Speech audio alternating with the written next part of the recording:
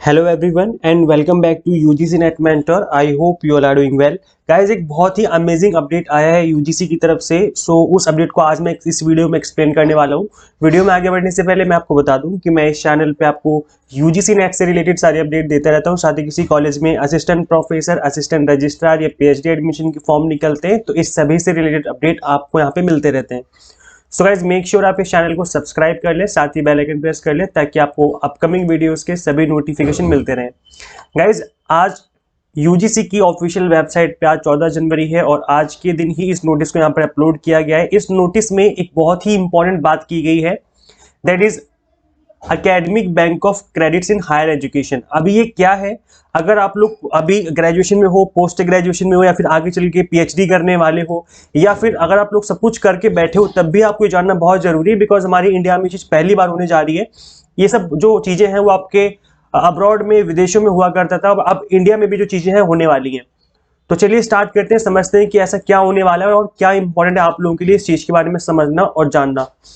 सबसे पहले तो आप लोग इसकी फुल फॉर्म याद कर लो। एबीसी की फुल फॉर्म भी आपके एग्जाम के पर्पस से इंपॉर्टेंट है, चाहे आप यूजीसी नेट की प्रिपरेशन कर रहे हो या फिर आप प्रिपरेशन कर रहे हो पीएचडी एंट्रेंस की। तो एबीसी की फुल फॉर्म हो जाएगी academic bank of credit. ABC की फुल फॉर्म याद कर लीजिए, जो कि एक यहाँ पर सब्जेक्ट को बना करके डाला हुआ है इस नोटिफिकेशन में। 12 जनवरी का नोटिस है ये। UGC establishment and operation of academic bank of credit in higher education, first amendment हुआ है इसका। कुछ अमेंडमेंट किया गया है, मतलब जो एबीसी है that is academic bank of credit, ये पहले आईआईटी, आईआईएम और जितने भी नेशनल इंपॉर्टेंस के इंस्टीट्यूशंस हैं उनमें बोला गया था, बट अभी सभी यूनिवर्सिटीज एंड कॉलेजेस में इसको इंप्लीमेंट करने की बात की गई है।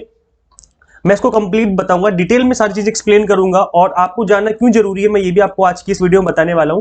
पहले मैं आपको समझा ही देता हूं, बाद में इस नोटिस को पढ़ूंगा। पहले मैं एक छोटा सा एग्जांपल लेके बताता हूं। सपोज करो आप पोस्ट ग्रेजुएशन में पढ़ रहे हो अभी, या पीएचडी वगैरह में आपका एडमिशन हो गया है। आपने कोई गवर्नमेंट का फॉर्म फिल किया था, गवर्नमेंट पोस्ट का, और वहां पे आपका सिलेक्शन हो जाता है।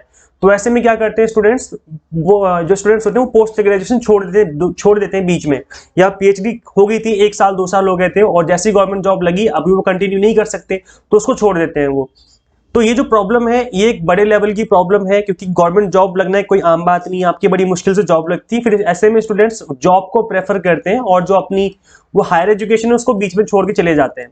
या फिर इसके अलावा एक अदर एग्जांपल ले सकते हैं, जैसे कि अगर आप ग्रेजुएशन कर रहे हैं फिर पोस्ट ग्रेजुएशन कर रहे हो और आपके घर के हालात जो ठीक नहीं है, इकोनॉमिक कंडीशन आपकी ठीक नहीं थी, तो ऐसे में आपने क्या किया, आपने बीच में पढ़ाई को छोड़ दिया और अभी आप जॉब करना स्टार्ट कर दिया, क्योंकि आपको फैमिली को सपोर्ट करना था तो आपने जॉब करना स्टार्ट कर दिया। भले प्राइवेट जॉब कर रहे हो बट आपने ग्रेजुएशन बीच में छोड़ दी। अब ऐसे में कंप्लीट ग्रेजुएशन की जो डिग्री बर्बाद हो जाती है। अगर आपने साल 2 साल बाद इस तरीके से छोड़ दिया तो कंप्लीट जो डिग्री है वो खराब हो जाती थी। अब क्या है, एकेडमिक बैंक ऑफ क्रेडिट जो हमारी न्यू एजुकेशन पॉलिसी 2020 है, एनईपी 2020 में इसकी बात की गई है और इसको अब इंप्लीमेंट करने की बात करी जा रही है कि इसको इंप्लीमेंट करना है। तो यहाँ पे क्या है, अगर आपने बीच में कोई कोर्स छोड़ दिया ना तो उसको आप बाद में वापस आकर के ज्वाइन कर सकते हो। वहां पे वापस आके ज्वाइन करने का क्या सेंस रहेगा यहाँ पर, कि यहाँ पर आपको बैंक ऑफ क्रेडिट्स बोला गया है। क्रेडिट्स का मतलब है कुछ पॉइंट्स मिलेंगे आपको, उन पॉइंट्स के बेसिस पे आपको उस डिग्री को अवॉर्ड किया जाएगा। मतलब एक मिनिमम क्राइटेरिया बना देंगे, जैसे 100 पॉइंट है किसी डिग्री को कंप्लीट करने के, तो आपके जो मोर देन 40 या मोर देन 50 पॉइंट्स होंगे, उससे ज्यादा अगर आपने पॉइंट्स अचीव कर लिए इसका मतलब आप उस डिग्री को ले सकते हैं। तो इस तरीके से एक मिनिमम जो क्राइटेरिया उसको फिक्स कर दिया जाएगा और यहाँ पर अब आप बाद में भी आगे पढ़ाई कर सकते हो, मतलब एग्जिट कर सकते हो और बाद में आके एंट्री भी ले सकते हो। तो मल्टीपल एग्जिट एंड एंट्री का जो कंसेप्ट है वो इस बार लेकर के आए हैं। इसमें बोला गया that commission that UGC has with the concurrence of Ministry of Education had notified the University Grant Commission establishment and operation of academic bank of credit in higher education।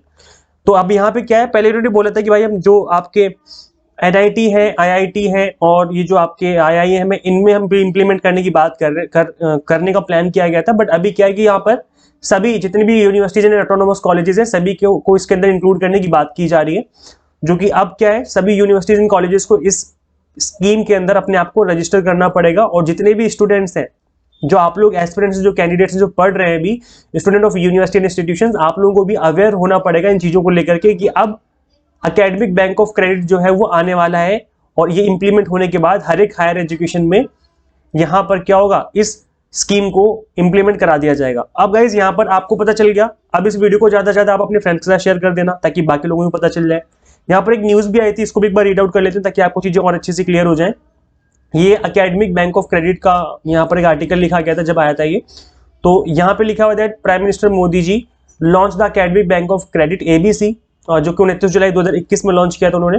Year of the national education policy 2020, the ABC has been set up by the University Grants Commission in which students will be given multiple entry and exit options. अब यहाँ पर आप entry भी ले सकते हो और आप एग्जिट भी कर सकते हो, मल्टीपल टाइम, वो भी चाहे वो आपका अंडर ग्रेजुएट कोर्स हो चाहे पोस्ट ग्रेजुएट कोर्स हो, will enter within stipulated period. मतलब एक टाइम पीरियड गिवन होगा, उस टाइम पीरियड में। ऐसा नहीं कि आपने अभी तो पढ़ाई कर रहे हो, जब आप 18 साल के थे तब आपने ग्रेजुएशन में एडमिशन लिया था, आपने 1 साल पढ़ाई करी, आप 19 साल के हो गए, फिर आपको कोई प्रॉब्लम होगी, आपने पढ़ाई छोड़ दी और अभी आप 50 साल होने के बाद आ रहे हो कि भाई मुझे आगे पढ़ाई करनी है, मुझे डिग्री दे दो।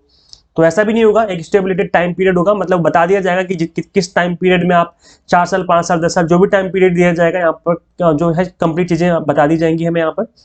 सो यहाँ पर अब क्या है कि फ्लेक्सिबिलिटी जो है वो इंक्रीज हो जाएगी पढ़ाई करने की बच्चों की, और इससे क्या है एम्प्लॉयमेंट लेवल बढ़ेगा, क्योंकि बच्चे क्या करते हैं जॉब को लेकर के, जॉब की वजह से पढ़ाई छोड़ देते थे या फिर पढ़ाई की वजह से जॉब छोड़ देते थे, दोनों में से एक चीज चूज करनी पड़ती थी।